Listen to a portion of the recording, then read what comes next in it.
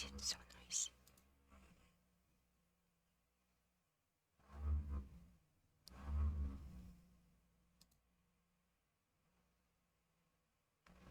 Oh my.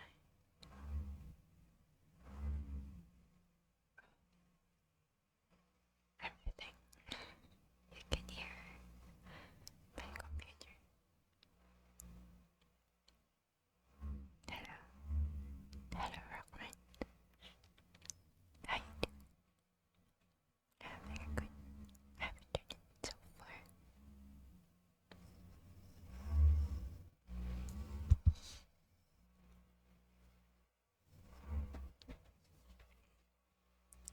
You can hear everything. Sleepy day. Does that mean you had enough naps today? Is it? How about? Is it audible like this? I don't know if the stereo was working, so try not to. Oh, that is true.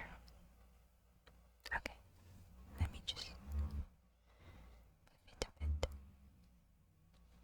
Okay, I'll mute for a moment.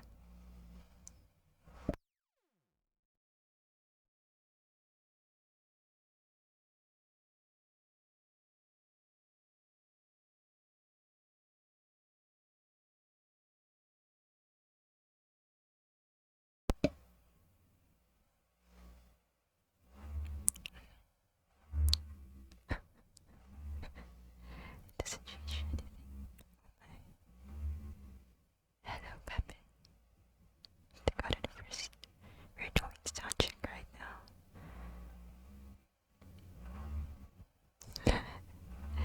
Still not fixed, huh? I wonder, should I just bump it up? You can hear the mic. Oh, the PC is towards a wow. Wait, you are seated, nice. Oh, you can hear everything, wait.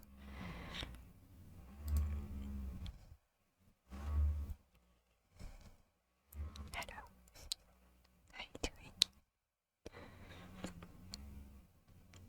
Can you see me?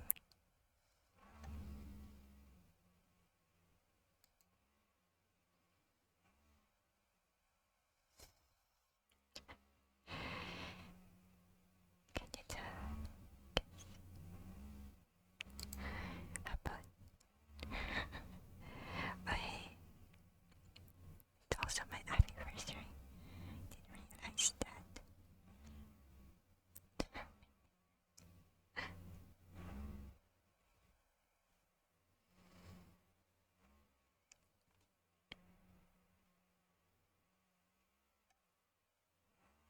Is it too light?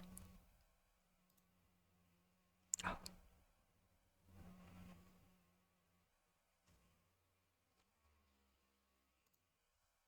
You can hear everything. We are having scuff right now. Can you hear me? With the settings, it might be having problem with set movie with the settings.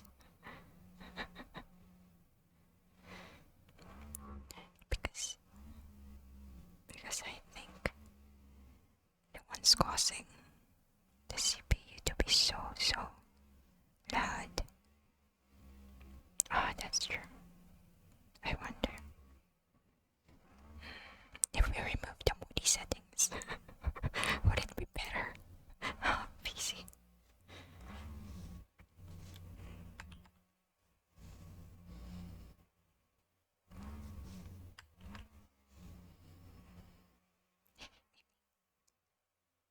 Let's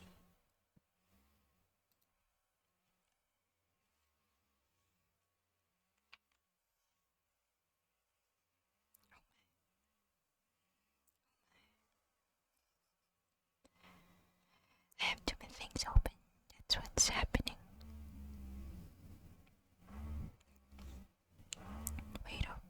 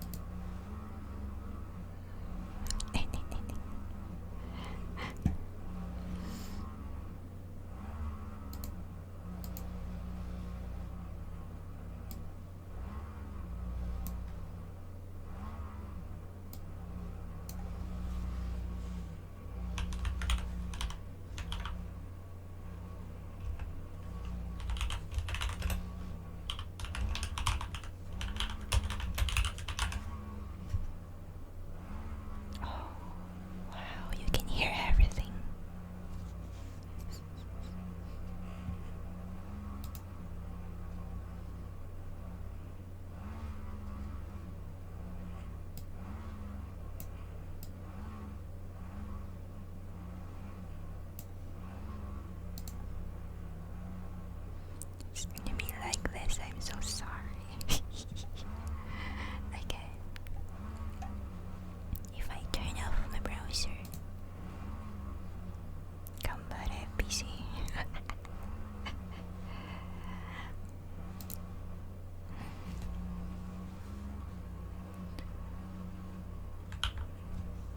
There. Okay.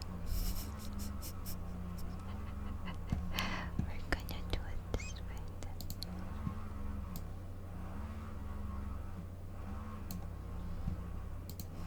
Don't mind me.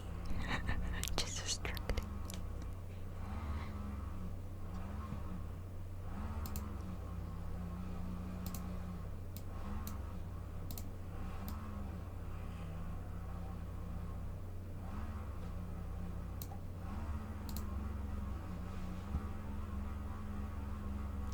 A sawdust factory. What? Is my forest getting taken over? Woodmill ASMR. We had a wrong title, guys. It's actually a woodmill ASMR. Oh. Oh. What was that? Oops.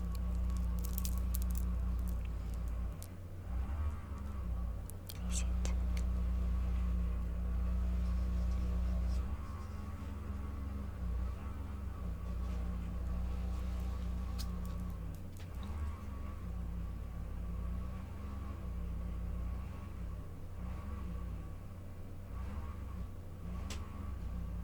Wait. Hi, Major. Thanks for the follow.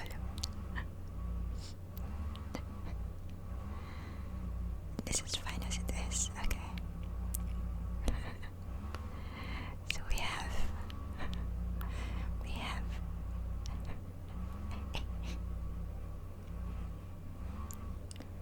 this thing happening over here.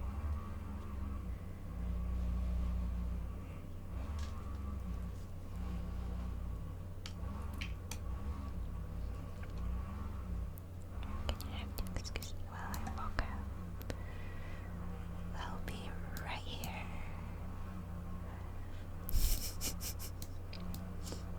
Hello everyone. Ren and PC struggle buddies, hello.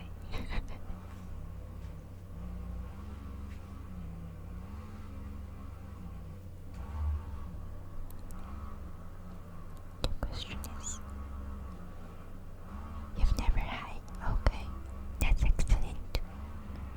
I hope you like it.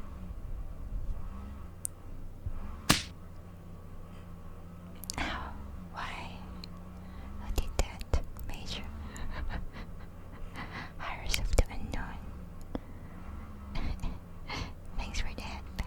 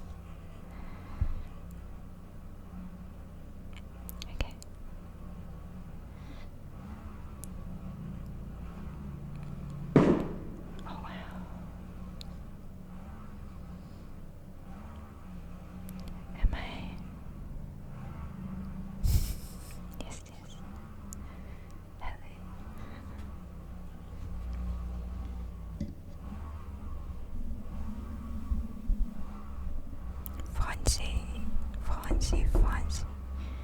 What are you doing?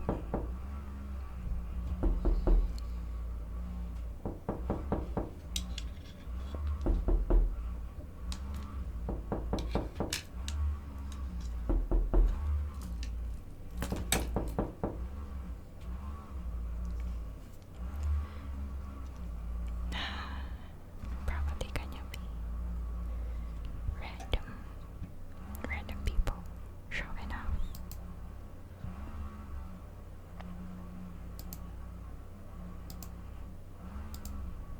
Oh yeah, I can hear it now. Oh, gulp. Wait. Oh yeah. This thing is working, I think. Hello. Okay.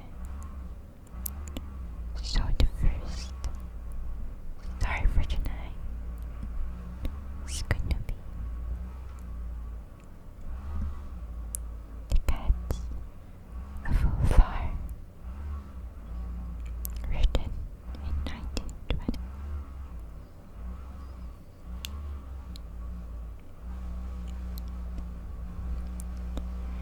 It's said that in Ulthar, which lies beyond the river sky, no man may kill a cat. And this I can verily believe, as I gaze upon him who sitteth purring before the fire. For the cat is cryptic,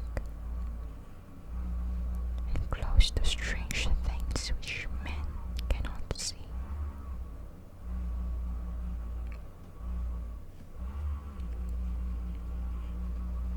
He is the soul of antique Egyptus, and bearer of tales from forgotten cities in Meru and Ophir. He is the kin of the jungle's lords, and heir to the secrets of hoary and sinister Africa. The Sphinx is his cousin, and he speaks her language, but he is more ancient than the Sphinx, and remembers that which she hath forgotten. In Ulthar, before ever the burgesses forbade the killing of cats, there dwelt an old Kota and his wife, who delighted to trap and slay the cats of their neighbors. Why they did this, I know not, save that many hate the voice of the cat in the night, and take it ill that cat should run stealthily about yards and gardens at twilight. But whatever the reason, this old man and woman took pleasure in trapping and slaying every cat. The witch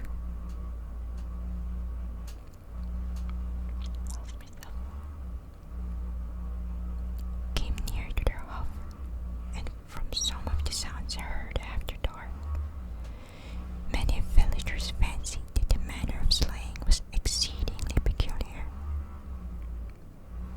But the villagers did not discuss such things with the old man and his wife, because of the habitual expression on the withered faces of the two, and because their cottages were so small and so darkly hidden under spreading oaks at the back of a neglected yard. In truth, much as the owners of cats hated these odd folk, they feared them more, and instead of berating them as brutal assassins, merely took care that no uncherished pet or mouse or should stray towards a remote hovel under the dark trees. When through some unavoidable oversight the cat was missed, sounds were heard after dark.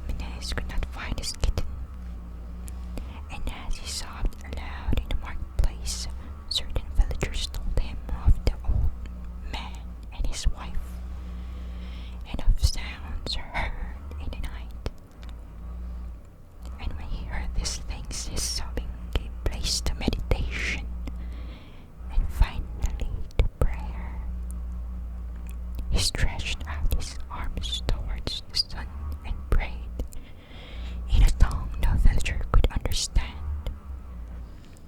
Though indeed the villagers did not try very hard to understand, since their attention was mostly taken up by the sky and the odd shapes the clouds were assuming.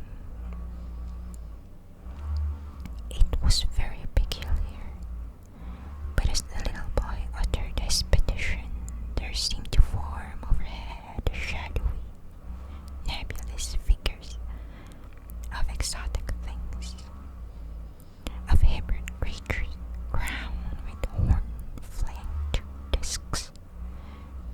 Nature is full of such illusions to impress the imaginative. That night, the wanderers left Ulthar and were never seen again, and the householders were troubled when they noticed that in all the village there was not a cat to be found. From each hearth the familiar cat had vanished.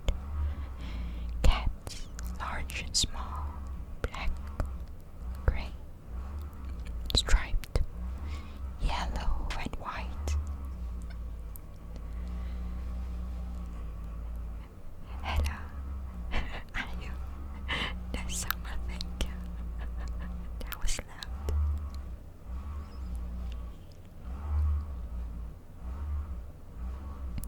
Old Gran, the burgomaster, swore that the dark folk had taken the cats away in revenge for the killing of Menese's kitten,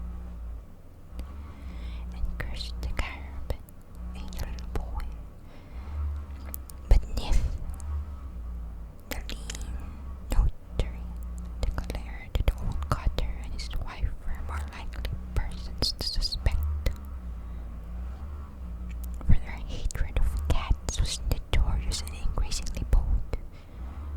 Still, no one durst complain to the sinister couple, even when little Atal, the innkeeper's son, vowed that he had at twilight seen all the cats of Ulthar in that accursed yard, under the trees, pacing very slowly and solemnly in a circle around the cottage, two abreast, as if in performance of some unheard of rite of beasts.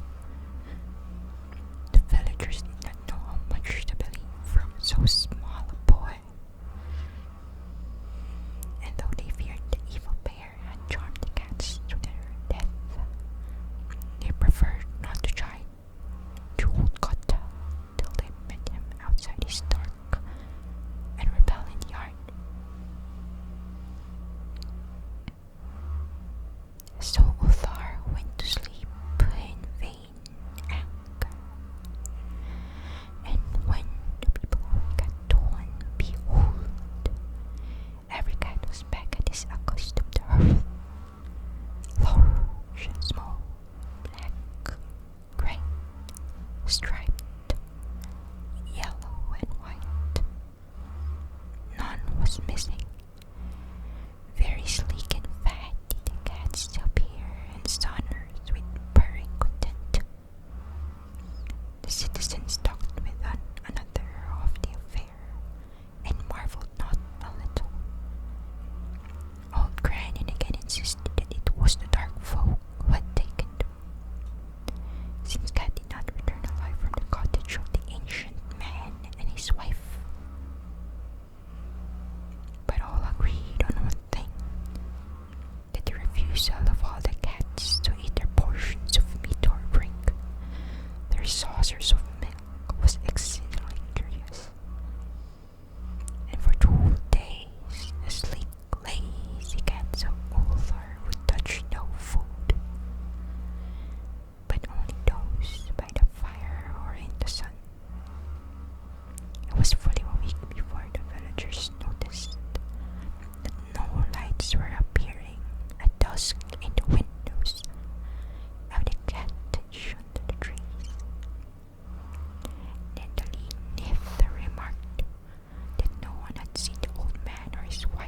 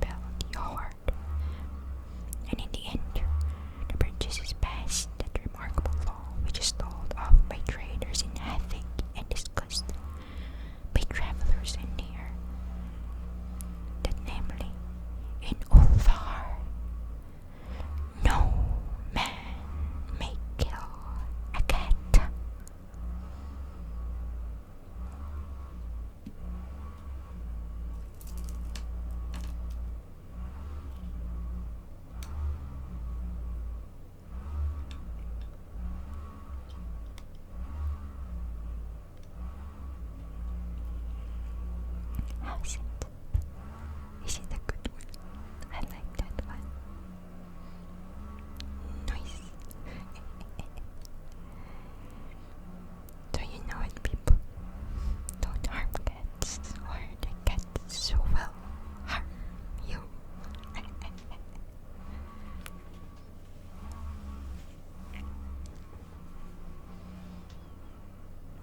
Now, the next one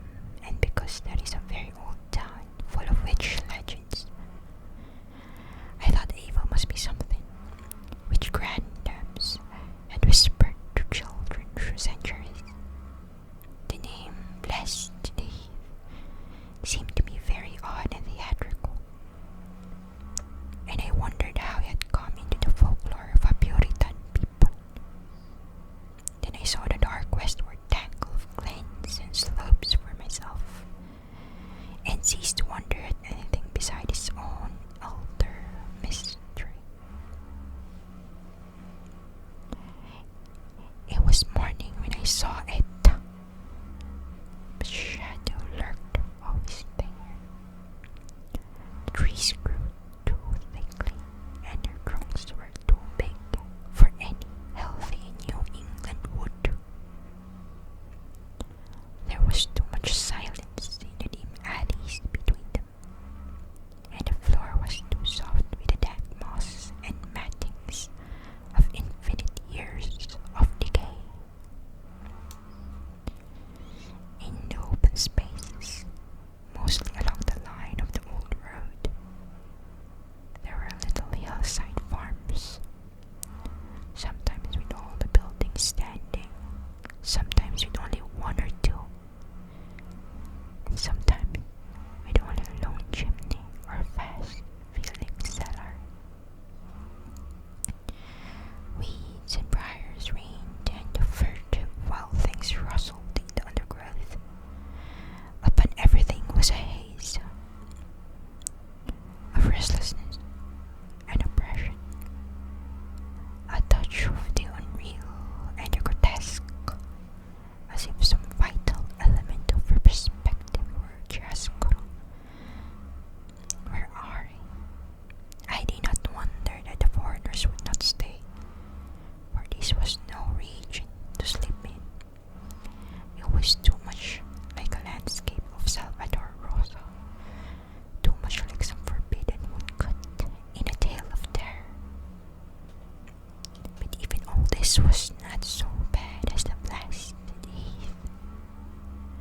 I knew it the moment I came upon it at the bottom of a spacious valley, for no other name could fit such a thing, or any other thing fit such a name. It was as if the poet had coined the phrase from having seen this one particular region. It must, I thought as I viewed it,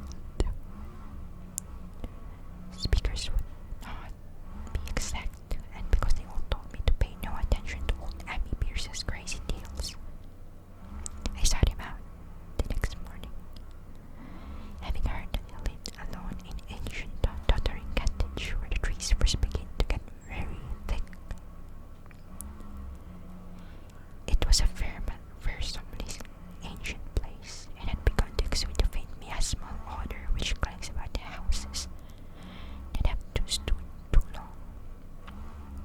Only with persistent knocking could I rouse the aged man, and when he shuffled timidly to the door, I could tell that he was not glad to see me. He was not so feeble as I had expected, but his eyes drooped in a curious way, and his unkempt clothing and white beard made him seem very worn and dismal. Not knowing just how he could best be launched on his tales, I feigned a matter of business, told him of my surveying, and asked vague questions about the district. He was far brighter and more educated man than I had been led to think, and before I knew it had grown quite as much of the subject as any man I had talked with in Arkham. He was not like the other rustics I had known in the sections where reservoirs were meant to be. From him, there were no protests at the miles of old wood and farmland to be blotted out, though perhaps there would have been had not his home lain outside of the bounds of the future lake. Relief was all that he showed. Relief at the doom of the dark ancient valleys through which he had roamed all his life. They were better underwater now. Better underwater since the strange days. And with this opening, his husky voice sank low, while his body leaned forward and his right forefinger began to point shakily and impressively. It was then that I heard the story, and as the rambling voice scraped and whispered,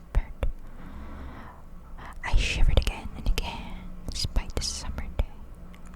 Often I had to recall the speaker from ramblings, piece out of scientific points which he knew only by fading parrot memory of Professor Stock, or bridge over gaps where his sense of logic and continuity broke down. When he was done, I didn't wonder that his mind had snapped a trifle, or that the folk of Arkham would not speak much of the blasted heath. I hurried back before sunset to my hotel, unwilling to have the stars come out above me in the open. And the next day I returned to Boston to give up my position. I could not go into that dim chaos of the old forest and slope again, or face another time that grey, blasted heath, where the black well yawned deep beside the tumbled bricks and stones. The reservoirs will be built now, and all those elder secrets will be safe forever under watery fathoms. But even then I do not believe I would like to visit that country by night, at least not when the sinister stars are out and nothing could bribe me to drink the new city waters of Arkham. It all began, old Abby said, with a meteorite. Before that time where there had been no wild legends at all since the witch trials, and even then these westerns were not feared half so much as the small island in the Miskatonic, where the devil held court beside a curious lone altar older than the Indians. These were not haunted woods, and their fantastic dusk was never terrible, till the strange days. Then there had come that white noontide cloud, that string of explosions in the air, and a pillar of smoke from the valley far in the wood. And by night, all Arkham had heard of the great rock that fell out of the sky and bedded itself in the ground beside the well at the Nahum Gardner place. That was the house which had stood where the blasted heat was to come. The trim white Nahum Gardner house amid its fertile garden and orchards.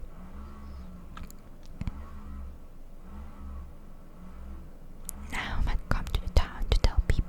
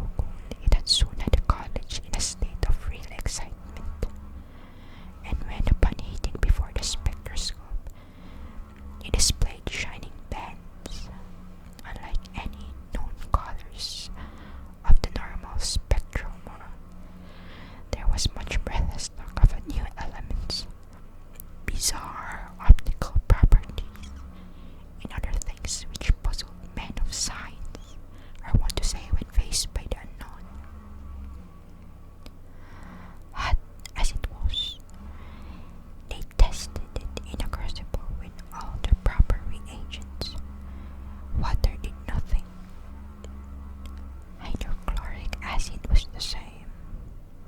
Nitric acid and even aquarella merely hissed and spattered against its torrid invulnerability. Amy had difficulty in recalling all these things, but recognized some solvents as I mentioned them in the usual order of use. There were ammonia and caustic soda, alcohol and ether, nauseous carbon disulfide, and a dozen others. But although the weight grew steadily less as time passed and the fragments seemed to be slightly cooling, there was no change in the solvents to show that they had attacked the substance at all. It was a metal, though, beyond a doubt. It was magnetic, for one thing. And after its immersion in the acid solvents, there seemed to be a faint trace of the Widmanstatin figures found on meteoric iron, when the cooling had grown very considerable. The testing was carried on in glass, and it was in glass beakers that they left all the chips made of the original fragment during the work. The next morning, both chips and the beaker were gone without a trace, and only a charred spot marked the place on the wooden shelf where they had been. All this the professors told Amy as they paused at his door, and once more he went with them to see the stony messenger from the stars. Though this time his wife did not accompany him, it had now most certainly shrunk, and even the sober professors could not doubt the truth of what they saw. All around that dwindling brown lump near the well was a vacant space, except where the earth had been caved in, and whereas it had been a good 7 feet across the day before, it was now scarcely 5. It was delocked, and the sages studied its surface curiously as they detached another and larger piece with hammer and chisel. They gouged deeply this time, and as they pried away the smaller mass, they saw the core of the thing was not quite homogeneous. They had uncovered what seemed to be the side of a large colored globule embedded in the substance. The color, which resembled some of the bands in the meteor's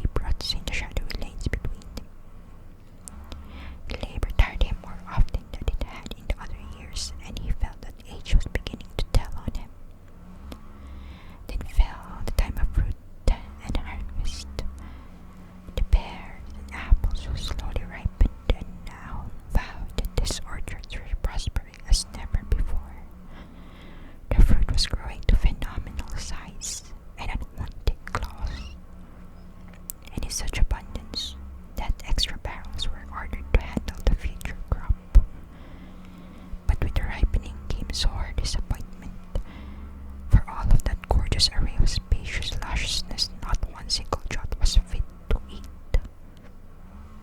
And the fine flavor of the pears and apples had crept a stealthy bitterness and sickishness, so that even the smallest bites induced a lasting disgust. It was the same with the melons and tomato, and Nam sadly saw that his entire crop was lost. Quick to connect the events, he declared that the meteorite had poisoned the soil. I thanked heaven that most of the other crops were in the upland lot along the road. Winter came early, and was very cold. Amy saw now less often than usual, and observed that he had begun to look worried. The rest of his family, they seemed to have grown taciturn, and were far from steady in their church-going or their attendance at the various social events of the countryside. For this reserve or melancholy no cause could be found, and though all of the household confessed now and then to poor health and a feeling of vague disquiet, Nam himself gave the most definite statement of anyone when he said he was disturbed about certain footprints in the snow. There were the usual winter prints of red squirrels, white rabbits, and foxes, but the brooding farmer professed to see something not quite right about their nature and arrangement. He was never specific, but appeared to think that they were not as characteristic of the anatomy and habits of squirrels and rabbits and foxes as they ought to be.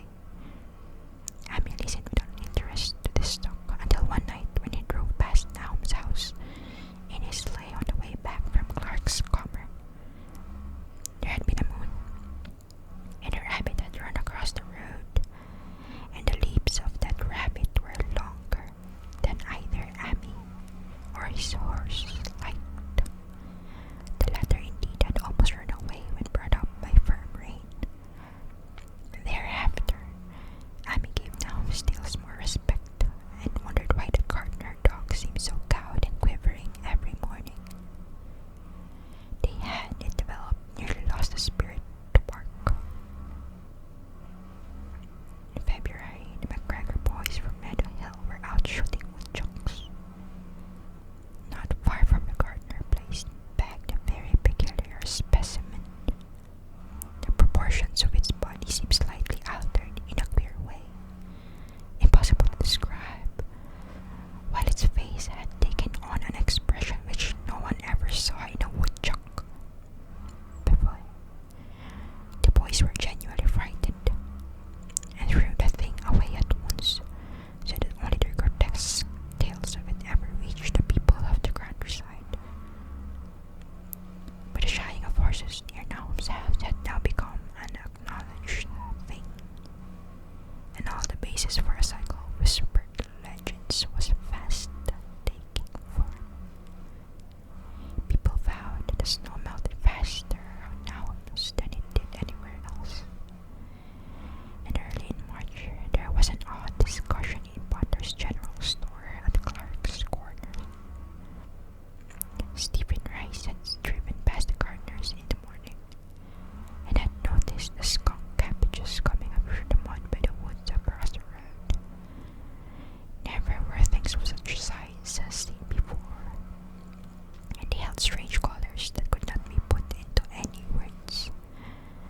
Their shapes were monstrous, and the house had stored it at an odor which struck Stephen as wholly unprecedented. That afternoon, several persons drove past to see the abnormal growth, and all agreed that the plants of that kind ought never to sprout in a healthy world. The bad fruit of the fall before was freely mentioned, and it went from mouth to mouth that there was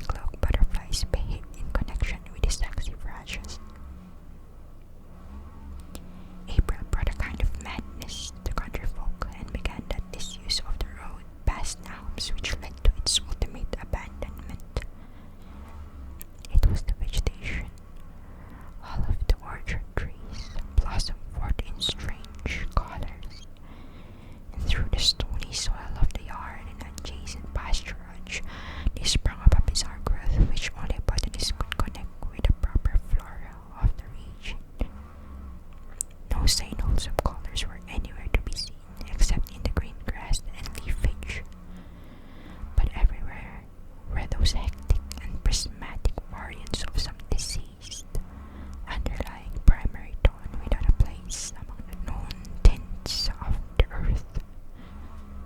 The Dutchman's breeches became a thing of sinister menace, and the blood roots grew insolent in their chromatic perversions. The gardeners thought that most of the colors had a sort of haunting familiarity, and decided that they reminded one of the brittle globule in the meteor. Now plowed and sowed the 10-acre pasture and the upland lot, but did nothing with the land around the house. He knew it would be of no use, and hoped that the summer's strange growths would draw all the poison from the soil. He was prepared for almost anything now, and had grown used to the sense of something near him waiting to be heard. The shunning of his house by neighbors told on him, of course, but it told on his wife more. The boys were better off being at school each day, but they could not help being frightened by the gossips. The Thais, and especially sensitive youth, suffered the most. In May, the insects came, and Nahum's place has become a nightmare of buzzing and crawling. Most of the creatures seem not quite usual in their aspects and motions, and their nocturnal habits contradicted all former experience. The gardeners took to watching at night, watching in all directions at random for something they could not tell what. It was then that they owned that the Theos had been right about the trees. Mrs. Gardner was the next to see it from the window as she watched the swollen boughs of a maple against a moonlit sky. The boughs surely moved, and there was no wind. It must be the sap. Strangeness is coming to everything growing now. Yet it was none of the Nahum family at all who made the next discovery. Familiarity had told them, and what they could not see was glimpsed by a timid windmill salesman from Bolton who drove by one night in ignorance of the country legends. What he told in our camp was given a short paragraph in the Gazette, and it was there that all the farmers, Nahum included, saw it first. The night had been dark and the buggy lamps faint, but around the farm in the valley, which everyone knows from the account must be Nahum's, the darkness had been less thick. A dim, though indistinct luminosity seemed to inhere in all the vegetation, grass, leaves, and blossoms alike, while at one moment a detached piece of the phosphorescence appeared to stare furtively in the yard near the barn. The grass had so far seemed untouched, and the cows were freely pastured in the lot near the house. But toward the end of May, the milk began to be bad. They now had the cows driven to the uplands, after which this trouble ceased. Not long after this, the change in the grass and leaves became apparent to the eye. All the verdure were growing grey, and was developing a highly singular quality of brittleness. Ami was not the only person who ever visited the place, and his visits were becoming fewer and fewer. When school closed and the gardeners were virtually cut off from the world, and sometimes let Ami do their errands in town, they were failing curiously both physically and mentally, and no one was surprised when the news of Mrs. Gardner's madness stole around. It happened in June, when the anniversary of the meteor's fall, and the poor woman screamed about things in the air which she could not describe. In her raving there was not a single specific noun, but only verbs and pronouns. Things moved and changed and fluttered, and ears tingled to impulses which are not holy sounds. Something was taken away. She was being drained of something,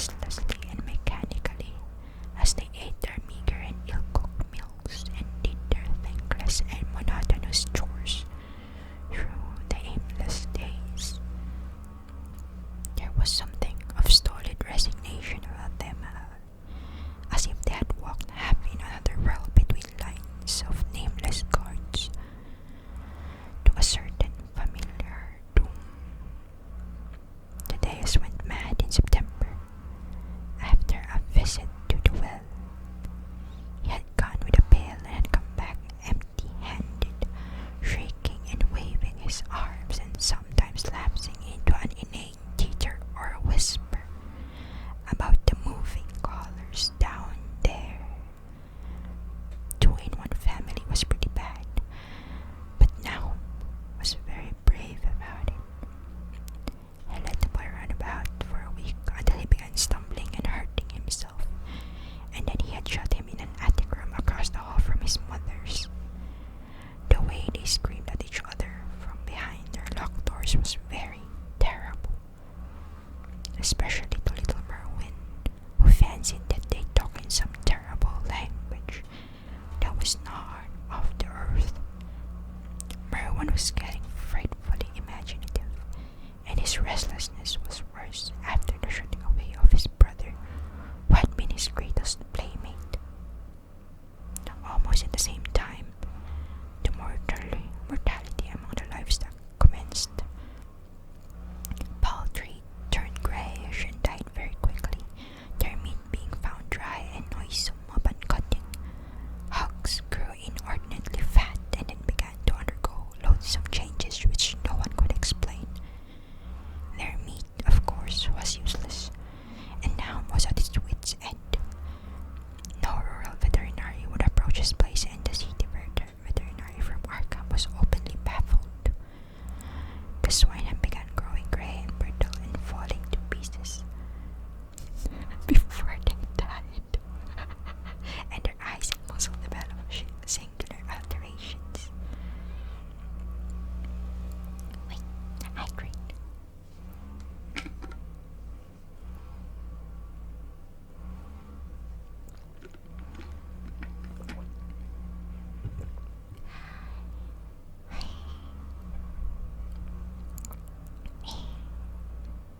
It was very inexplicable, where they had never been fed from the tainted vegetation. Then something struck the cows. Certain areas, or sometimes the whole body, would be uncannily shriveled or compressed. Thank you. And atrocious collapses or disintegrations were common in the last stages, and death was always the result. There would be a graying and turning brittle like that which beset the hogs. There could be no question of poison, for all the cases occurred in a locked and undisturbed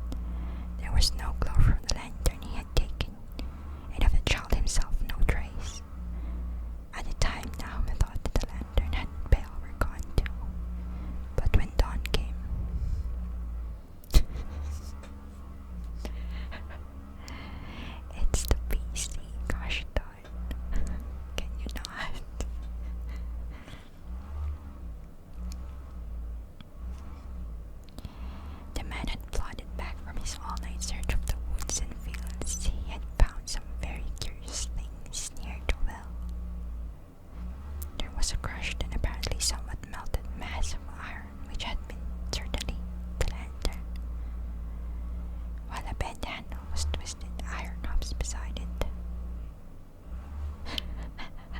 It is.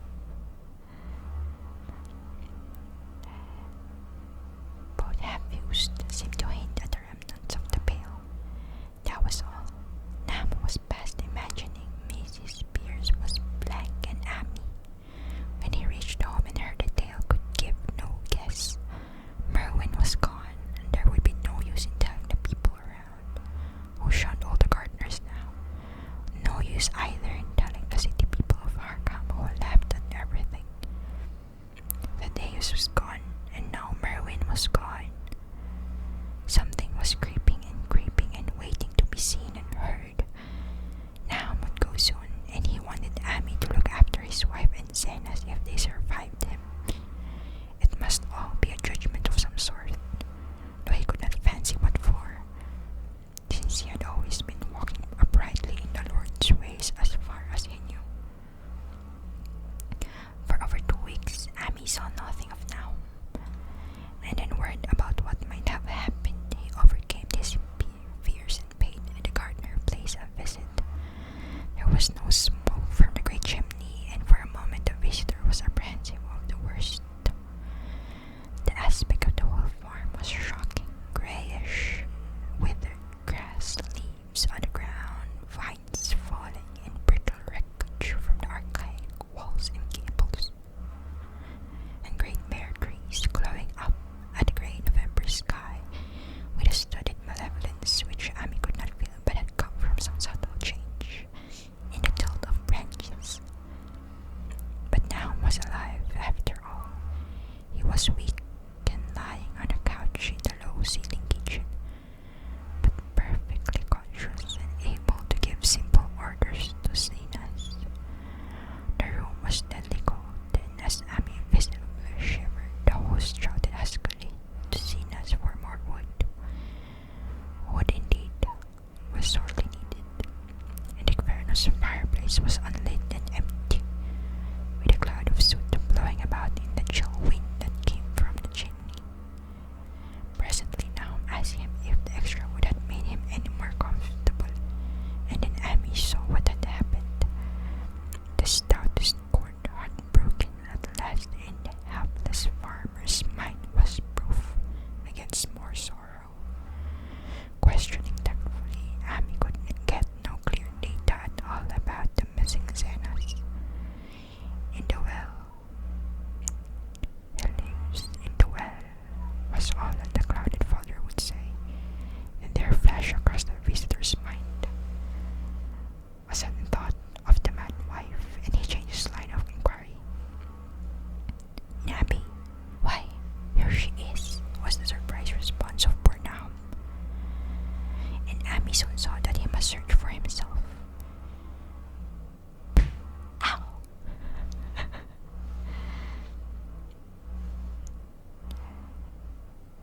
Leaving the harmless blabber on the couch, he took the keys from their nail besides the door and climbed the creaking stairs to the attic. It was very close and noisome up there, and no sound could be heard from any direction. Of the 4 doors inside, only one was locked, and on this he tried various keys of the ring he had taken.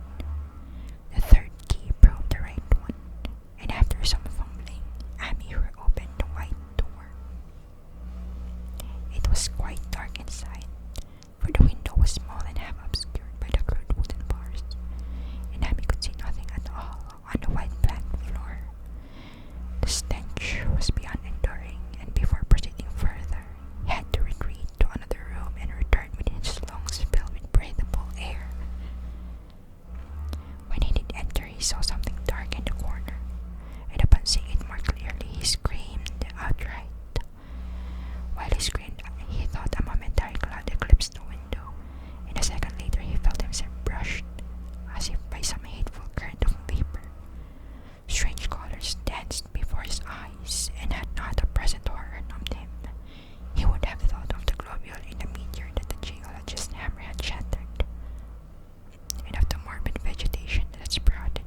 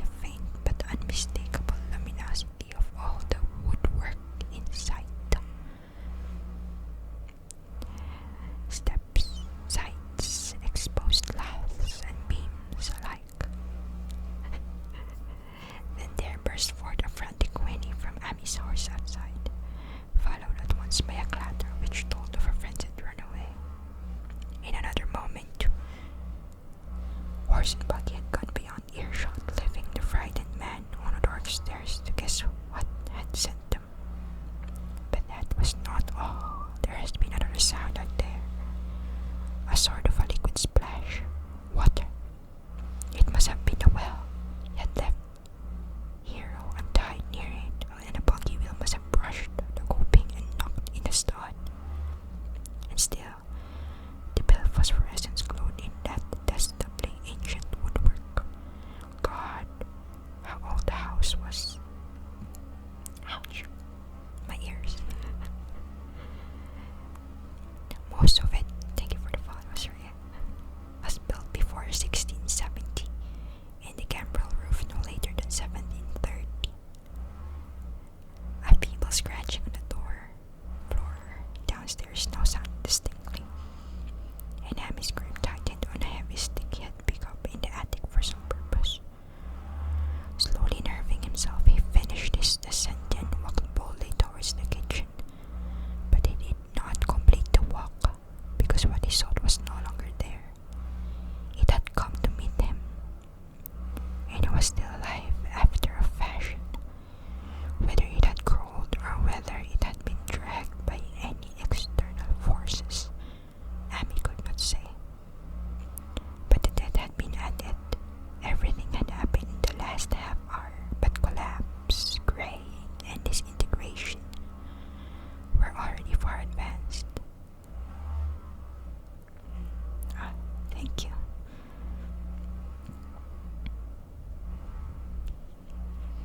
There was a horrible brittleness, and dry fragments were scaling off. Amy could not touch it, but looked horrifiedly into the distorted parody that had been a face. What was it now? What was it? He whispered, and the cleft, bulging lips were just able to crackle out a final answer. Nothing. Nothing. The color. It burns.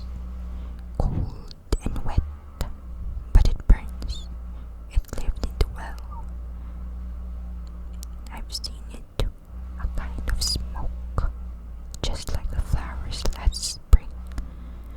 The well shone at night.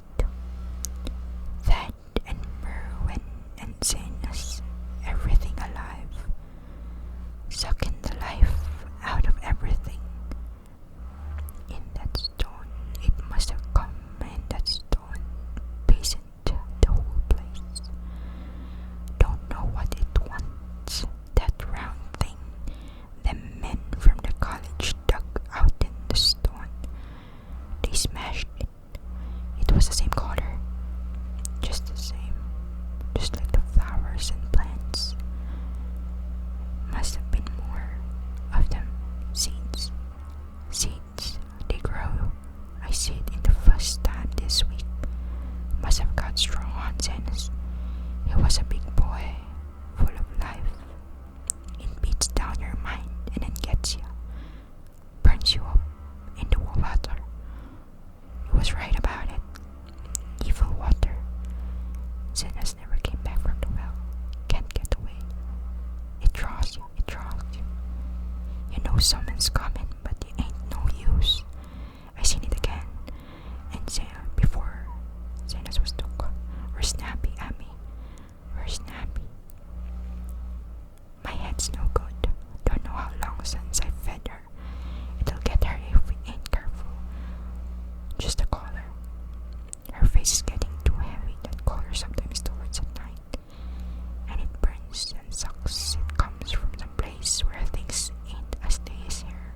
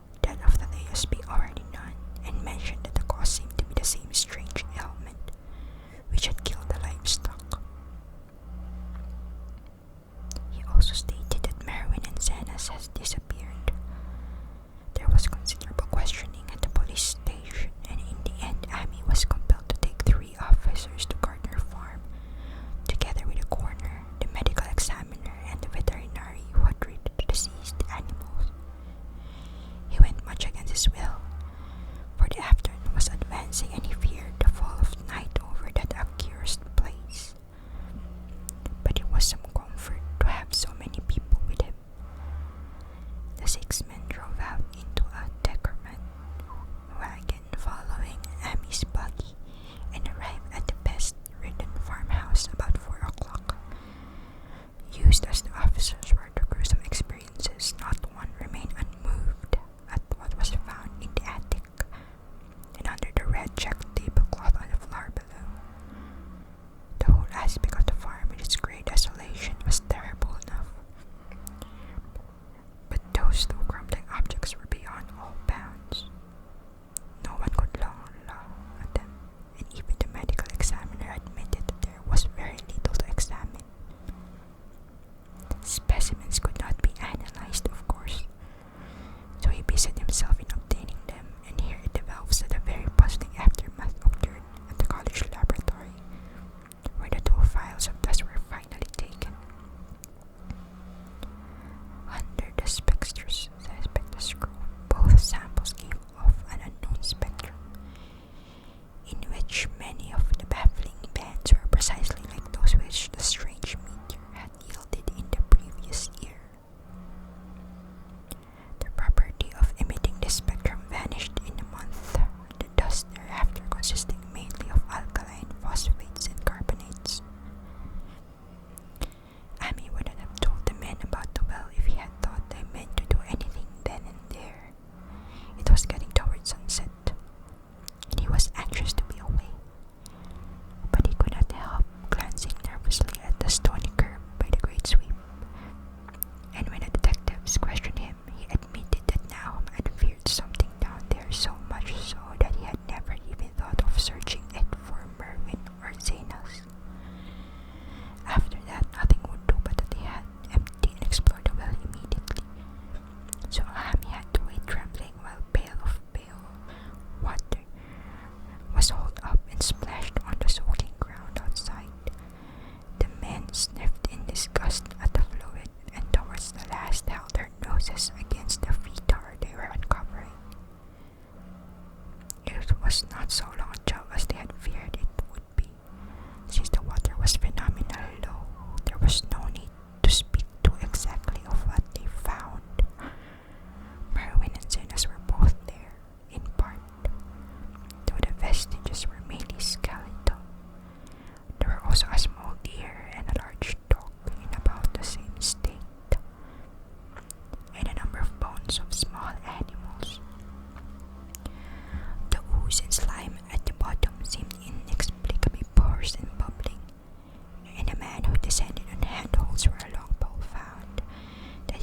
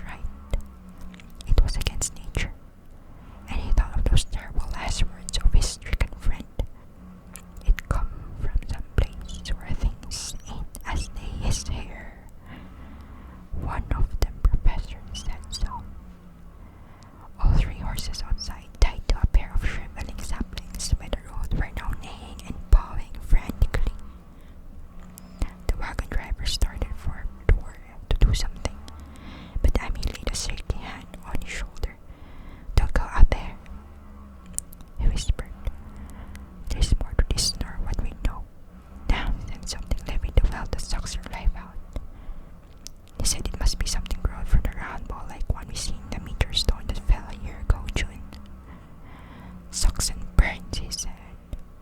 And it's just a cloud of color like that light out there now, that you can hardly see and can't tell what it is. Now that it feeds on everything living and gets stronger all the time. He said he's seen it this last week. It must be something from away off in the sky, like the man from the college last year says the meteor stone was. The way it's made and the way it works ain't like no way of God's world. It's somewhat from beyond.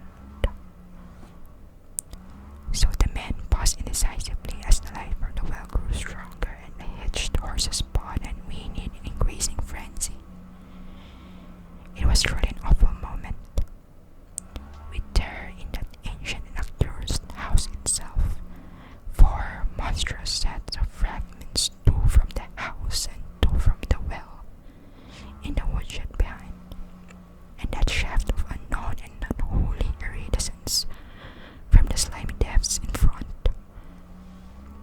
Amy had restrained the driver on impulse, forgetting how uninjured he himself was when the clammy brushing of that colored vapor in the attic room. But perhaps it was just as well that he acted as he did.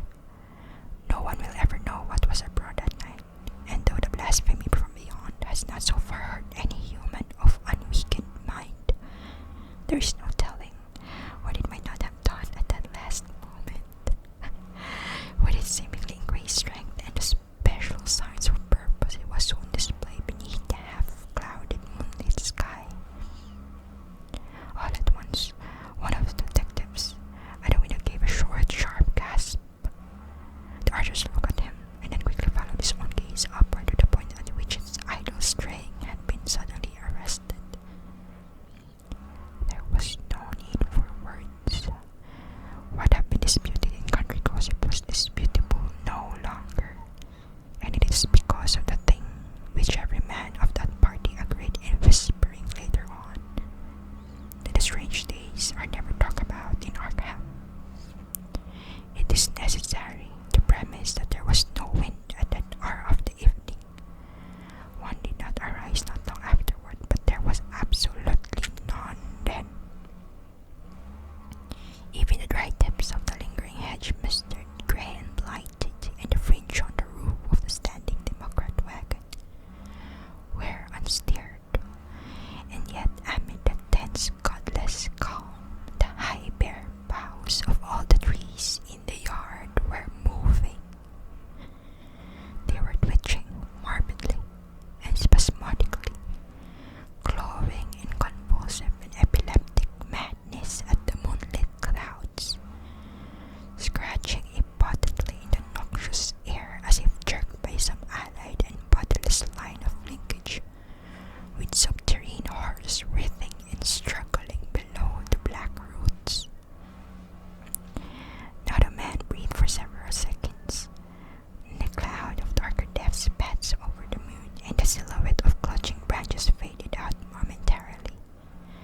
As this were, there was a general cry, muffled with awe, but husky and almost identical from every throat. For the terror had not faded with the silhouette, and in a fearsome instant of deeper darkness, the watcher saw wriggling at that tree top, height 1,000 tiny points of faint and unhallowed radiance, tipping each bough like the fire of San Telmo, or the flames that come down on the apostles' heads at Pentecost. It was a monstrous constellation of unnatural light, like a glutted swarm of corpse-fed fireflies dancing hellish sarabands over an accursed march. And its color was that same nameless intrusion which Amy had come to recognize and dread. All the while, the shaft of phosphorescence from the well was getting brighter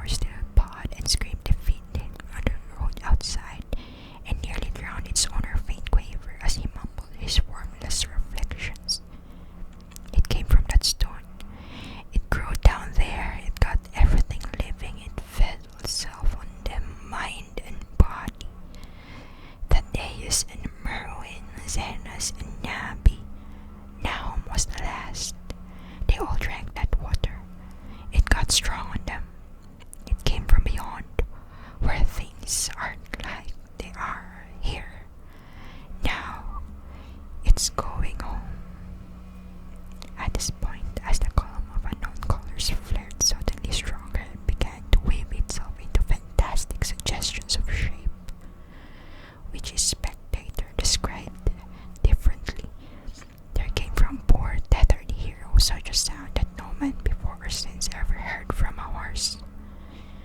Every person in that low-pitched sitting room stopped his ears, and Abby turned away from the window in horror and nausea. Words could not convey it.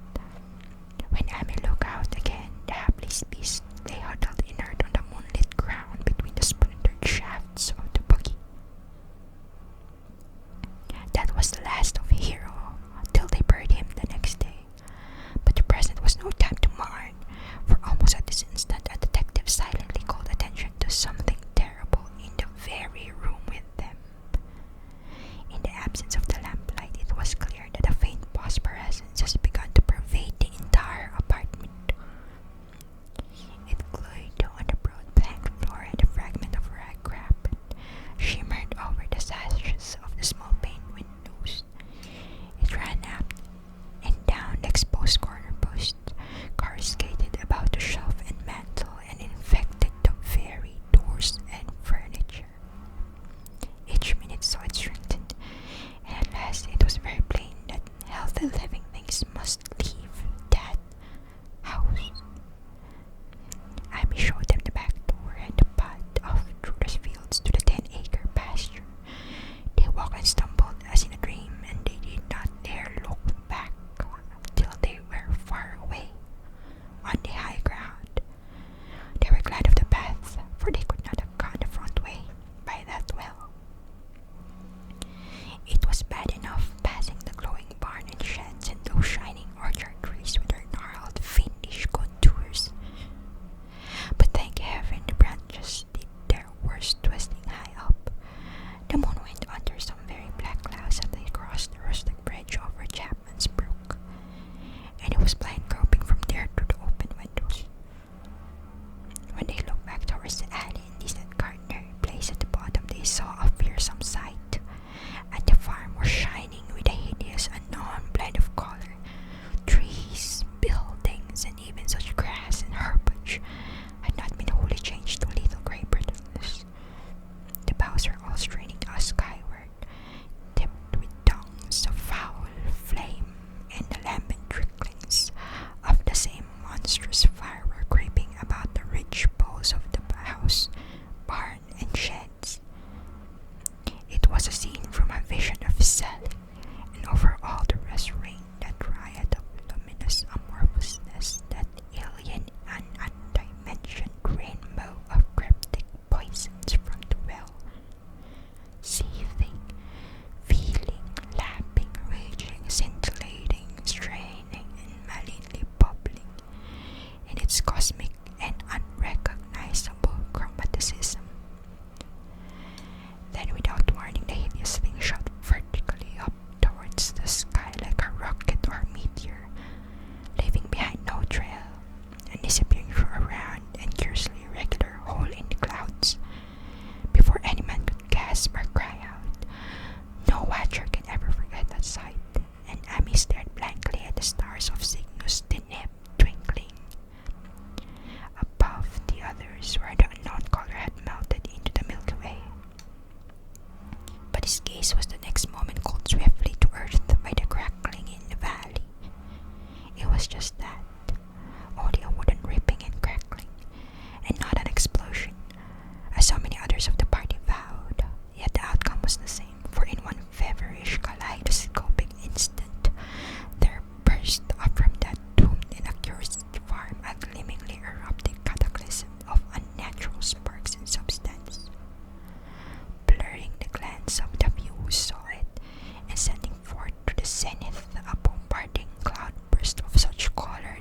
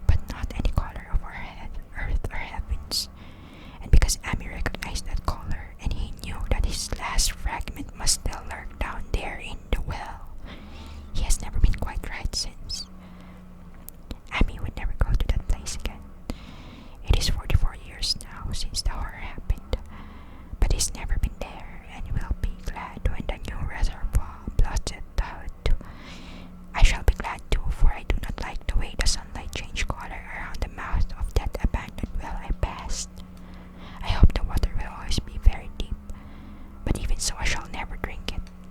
I do not think I shall visit the Arkham country thereafter. 3 of the men who had been with Amy returned the next morning to see the ruins by daylight. But there were not any real ruins, only the bricks of the chimney, the stones of the cellar, some mineral and metallic litter here and there, and the rim of the Nefandus well. Save for Amy's dead horse, which they towed back and buried, and the buggy which they shortly returned to him. Everything that had ever been living had gone. 5 eldritch acres of dusty grey desert remained, nor has anything ever grown there since. To this day, it sprawls up into the sky like a great spot eaten by acid in the woods and fields.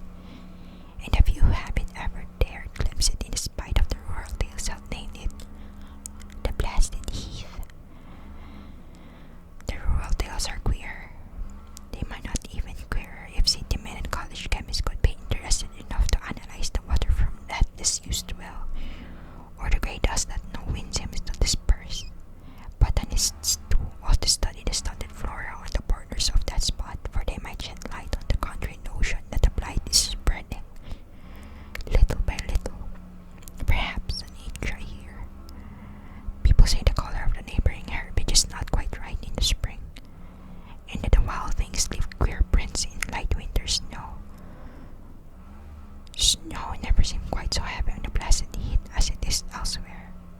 Horses, the few that are left in this modern age, grow skittish in the silent valley, and hunters cannot depend on their dogs too near the splotched greyish dust. They say the mental influences were very bad too. Numbers went queer in the years after Naum's taking, and always they lacked the power to get away. Then the stronger-minded folk all left the region, and only the foreigners tried to live in the crumbling old homesteads.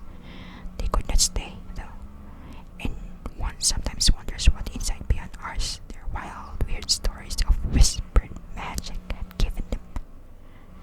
Their dreams at night, they protest, are very horrible in that grotesque country, and surely the very look of the dark realm is enough to stir a mark with fancy.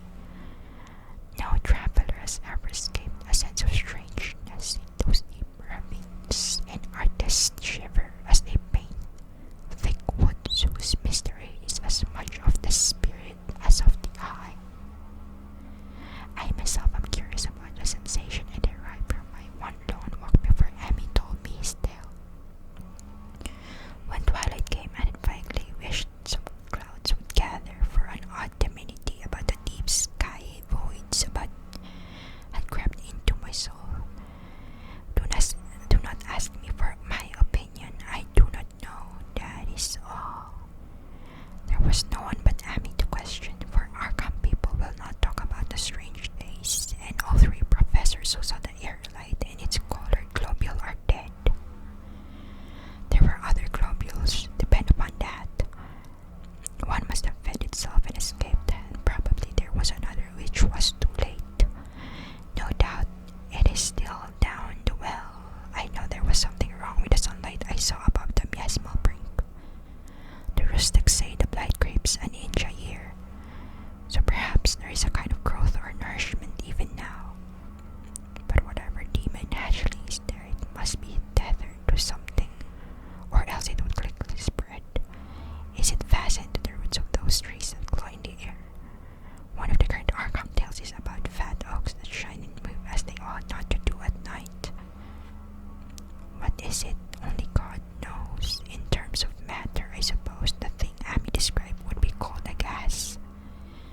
But this gas obeyed the laws that are not of our cosmos. This was no fruit of such laws in our suns as shines on the telescopes and photographic plates of our observations. This was no breath from the skies whose motions and dimensions our astronomers measure or deem too fast to measure. It was just a caller out of space, a frightful messenger from unformed realms of an infinity beyond all nature as we know it. From realms whose mere existence stuns the brain and numbs us with the black extra cosmic gulfs it rose open before our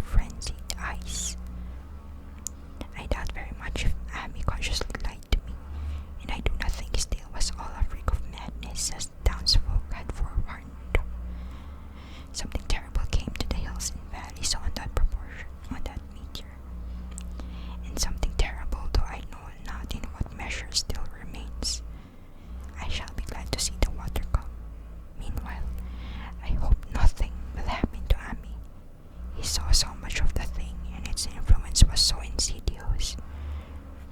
Why was he never been able to move away? How clearly he recalled those dying words of Nahum's. Can't get away, draws you. You know someone's coming, but it's no use. Ami is such a good old man. When the reservoir gang gets to work, I must write the ship engineer to keep a sharp watch on him. I would hate to think of him as the great twisted brittle monstrosity which persists more and more in the troubling of my sleep.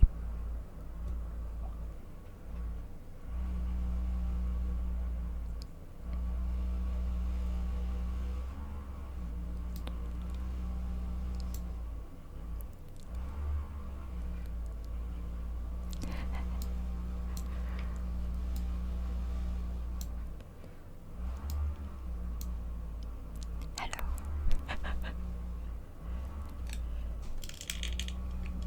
Let me pry this open for a moment.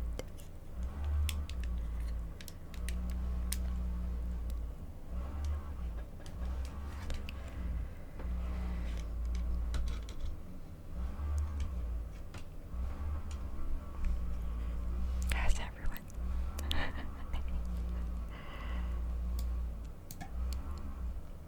Hello.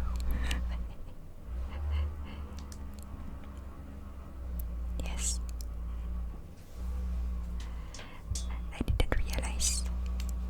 I didn't realize how long that last one was. Yes. That's good. Let's all collapse together after this. Well, Rockman's gonna take a walk, I think.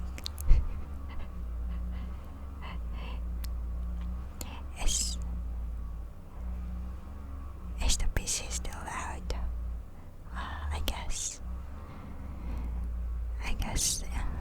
This thing never managed to get through. Noise suppression got nothing on my PC struggle sounds. How is it? I thought I would be able to tell like 5 tales, short stories tonight, but apparently there's only 3. The third one is a bit too long, but I also like that one quite a lot. I don't have my filters on me, so again my plosives might be quite explosive. Anyways, I think that's gonna be all for me. I am sweating buckets, everyone. This is what happens when I have my fans off, man. So difficult. I wonder, how was it? Where's my, I forgot it. Where's my thing? Okay, let me open the browser. Oh, you can see.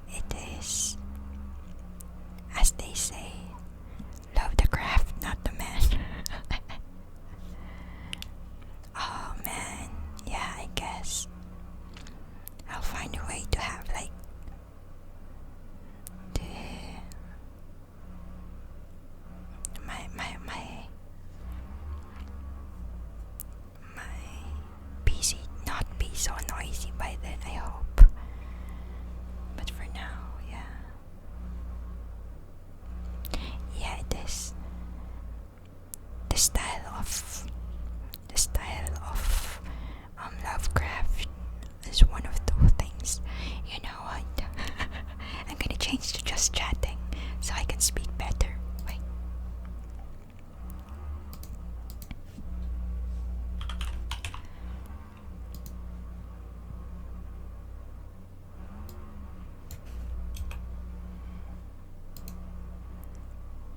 Hello. How's it? How's everyone?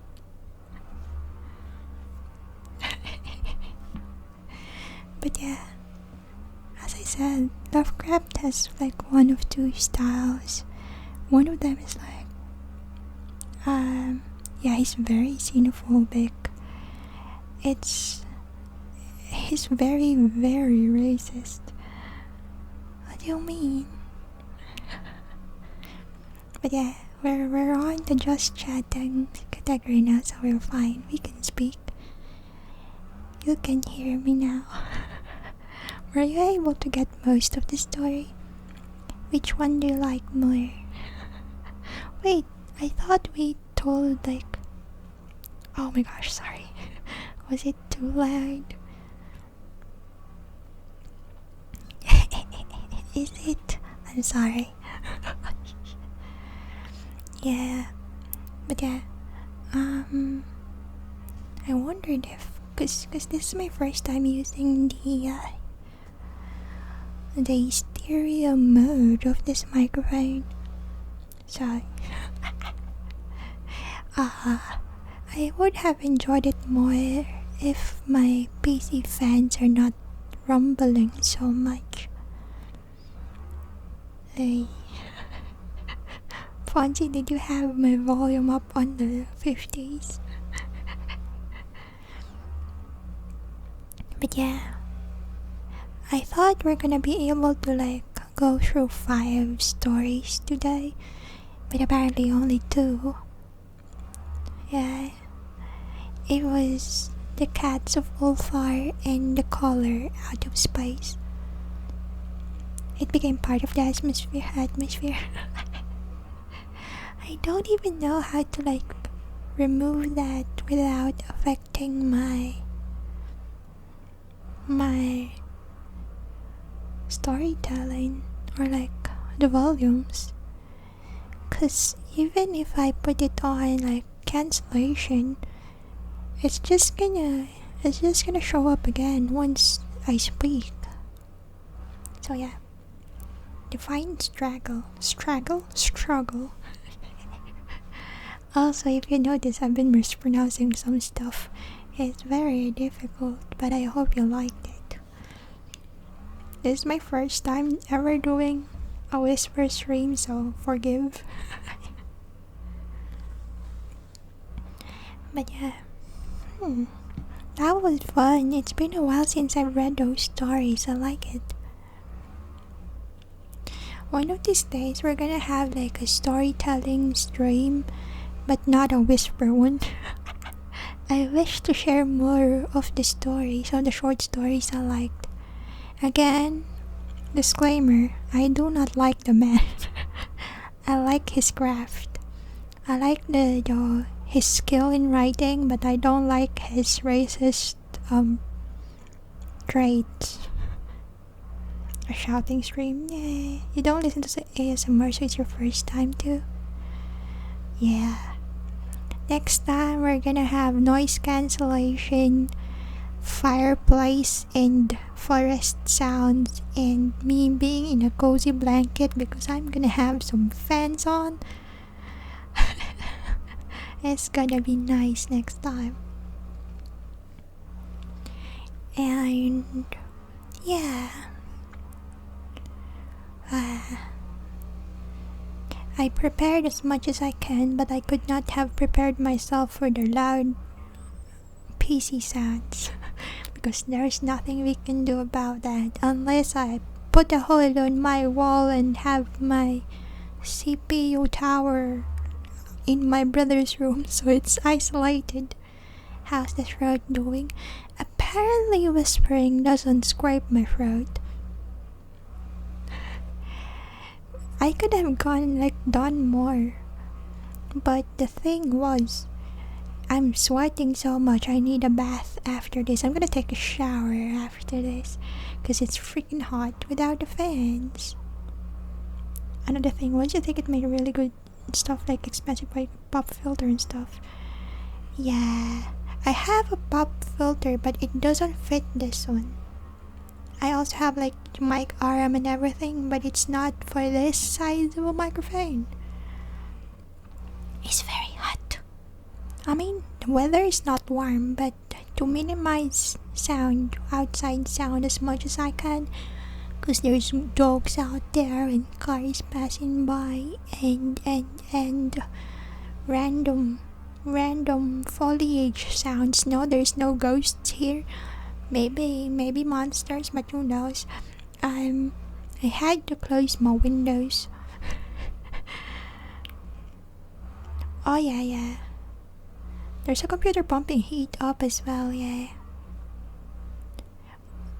So, weather in Manila. I'm not in Manila, so I would not know. I wonder. But yeah. That's it for the Whisper stream. It's like 2 years, 1 year late. But hey, there it is. 2 years. 1 point something years late. Okay. I need a bath after this and a snack maybe. It's 12:30, my gosh. Yeah, it's a little over 1 year. But yeah, I appreciate everyone who hang out, who lurked, listened. If you somehow managed to get the story out of that. I would have liked to tell the story in a proper volume, but there you go. Finally did it. We're done and over with it. And yeah, I'm gonna have to go because I still need to take a bath. This face is very moist now. I'm gonna go take a bath and then go collapse and maybe have some snack before I need to brush my teeth and go collapse. But yeah, I'll see you all tomorrow. The second was very long. Yeah, it is. Because it's told in like 5th person POV. Like, there's this like engineer, he went there to survey the land and he saw something strange and asked around, but it was this man who the one told him, and it's not even first POV for that one. Oh yeah, because when I tried it, I did a different story when I was testing it. Basically because I just read out Cats of Ulthar and then I like triangulated. I basically put out how long that was and then estimated if I did that 3 times over or 5 times over. Yeah, I was like, maybe I can last 2 hours without fan. I did. I'm alive. I'm breathing okay right now. It's just that my body is moist from sweat, so I'm gonna have to take a bath. Whoa. But yeah, amazingly whispering doesn't scrape my throat. Well, I guess that's how I roll. Quiet voice doesn't scrape my throat so much. So is this quieter than my usual? I can't see that from how my the gauges are. They just seem normal. Is that gonna happen if I put on more softly right now? Yeah, cause I have monitoring on and I can hear my own voice. It's annoying as usual, but so my ears are quite sensitive, so I'm trying not to irritate my ears with my own voice.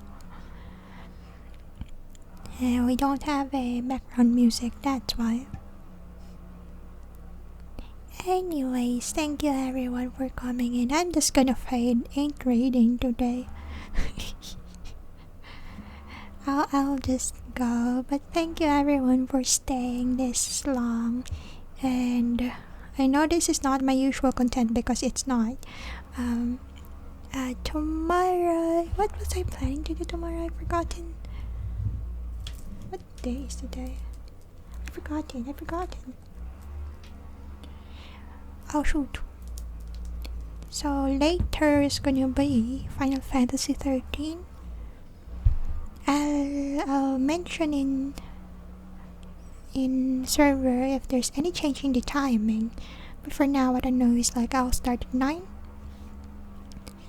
And then schedule will be up by Sunday because I need to decide the order of things. And I guess that's gonna be it for now. Thank you everyone again. It's very hot. I can't think straight. Anyways, I'll see you again soon. I wanted to open turn on. Ah, mommy. Rockman B donated 50 United States dollars. Bounty, ASMR stream. Oh wow, I forgot about that part, but thank you, Rockman. That was very loud. That was louder than I am. But yeah. Tomorrow is Final Fantasy 13, and then the week and my week starts Mondays. My brain starts counting weeks Mondays. Anyway, next week will be decided on tomorrow. Yeah, I'll turn it on. I'm gonna have cool air blasting onto my face. But I need to go take a bath before all that. And yeah, good luck on what you are gonna have to do after this. Any of you are going off to do something else. Good luck, enjoy, keep safe, take care, and have a good time. And remember to hydrate and feed regularly, because it might not be as warm there as over here, but you still need to. You need to eat. You haven't had any yet. Oh yeah, you did just wake up when we started. Go eat something, Rockman. Eat well, have good noms in amount and deliciousness. But yeah, as for myself, and as for the people who are gonna be going off and resting, just like me, time to read up. Rest well, have a good night, sleep tight, and sweet dreams. I'll see you again later for Final Fantasy.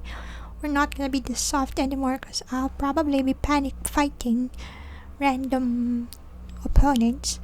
But yeah, thank you again, and I'll see you again soon. For now, I'm gonna have to go off and clean up. But bye bye, and always remember, be wild, be true, be steadfast. Are you enjoying the stereo microphone? I don't know if it's even working well over where you are, because it's working for my headphones and yeah, camera is the real issue. It's working. Should we have my regular streams be on stereo mode microphone? Cause I'm enjoying the effects this has on my my headphones. It's interesting. But yeah, I'll go off now. Thank you everyone. Have a good time, and thank you for your patience. If you want to read more, Lovecraft stories are now public domain because most of them were like published 1870s or something. No, 19. I've forgotten. They are more than 70 years old, which means they're like public domain now. You can read them without buying them. and there's no royalties anymore and stuff. Winnie the Pooh is public domain too, the books, wow. But the characters, they got like trademarked, copyrighted somewhere. Are they not? I've forgotten. Because I remember the original creator's family is still receiving royalties. Yes, I'm part of it. I guess the original story is now public domain, but the rewritten versions and any imagery like associated with it are copyrighted, so they're receiving royalties hopefully properly. I don't know how Disney credits the original artists and or writers and or creators. Yeah. Oh yeah, Winnie the Pooh is a very like cozy story, and it's just like, just the power of friendship. Well, yeah. See you again later, everyone. For now, I'm gonna go off. I need bath. Yeah. Bye bye. Going to my end card now for VOD purposes. Oh my gosh, I would have to see the VOD because despite monitoring, I don't know what cadence I did the story with. I was just reading it out. I don't know if I was using the proper cadence for the storytelling part.